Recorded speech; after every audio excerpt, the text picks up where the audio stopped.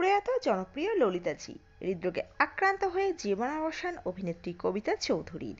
ঠিক কী ঘটেছিল বিস্তারিত জানাচ্ছি আজকের এই প্রতিবেদনে। তো বন্ধুরা, অবশ্যই সম্পূর্ণ ভিডিওটি দেখুন। চ্যানেলে নতুন থাকলে চ্যানেলটিকে সাবস্ক্রাইব করে পাশে রাখা নোটিফিকেশন আইকনটি অল করে রাখুন।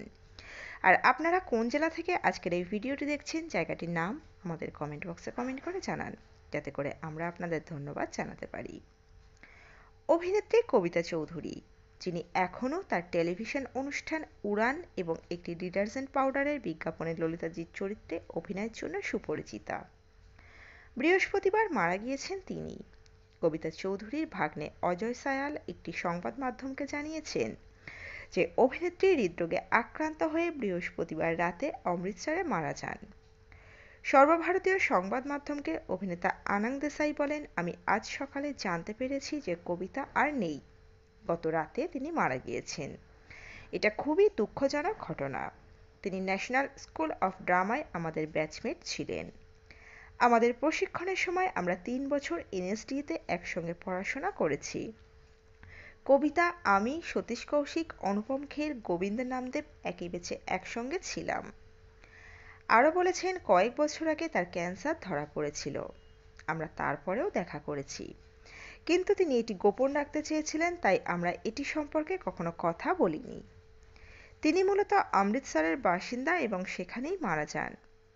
আমি তার সঙ্গে কথা বলেছিলাম প্রায় 15 দিন আগে, যখন তিনি মুম্বাইতে ছিলেন। তবে তার শরীরের অবস্থা খুব একটা ভালো ছিল না। কবিতার ভাগ্নে আজ সকালে তার মৃত্যুর খবর আমাকে জানায়। উড়ান 1989 সালে মুক্তি পেয়েছিল। কবিতা আইপিএস অফিসার কল্যাণী সিংয়ের ভূমিকায় অভিনয় করেছিলেন। তিনি শোটি লিখেছিলেন এবং পরিচালনাও করেছেন। তার বোন কাঞ্চন চৌধুরী ভট্টাচার্যের জীবনের উপর ভিত্তি করে তৈরি হয়েছিল এটি, যিনি কিরণ বেদীর পরে দ্বিতীয় আইপিএস অফিসার হয়েছিলেন। সেই সময় কবিতাকে মহিলা ক্ষমতায়নের আইকন হিসেবে তুলে ধরা হয়েছিল, কারণ চলচ্চিত্র এবং টেলিভিশনে মহিলা আইপিএস অফিসারদের খুব বেশি প্রতিনিধিত্ব ছিল না সেই সময়। পরবর্তীতে তার কর্মজীবনে কবিতা অভিনয় করেন।